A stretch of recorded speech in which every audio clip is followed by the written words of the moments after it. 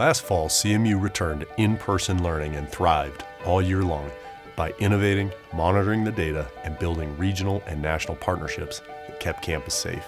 Partners like Community Hospital, who will continue its long-standing commitment to work alongside CMU. And the Savetti Lab, providing guidance and campus-level data analysis to inform campus planning and decision-making.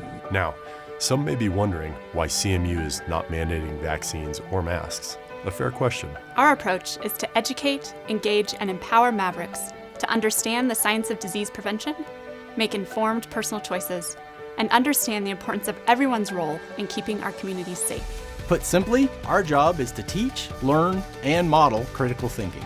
Those who've been vaccinated and those who've been infected with COVID-19 both have a level of protection against more severe disease. We'll continue to promote and be a resource for information on the efficacy, safety, and availability of vaccines. And for those with no known protective immunity, we'll continue regular testing to protect those most vulnerable and the rest of our community. Plus, we've assembled a new Infectious and Communicable Disease Advisory Committee dedicated to campus safety. So let's get back at it, Mavs. It's going to be an incredible year. We'll continue to stay nimble, rooted in the science, and adapt as needed. Now let's go get it. We're back together. Safely and stronger than ever.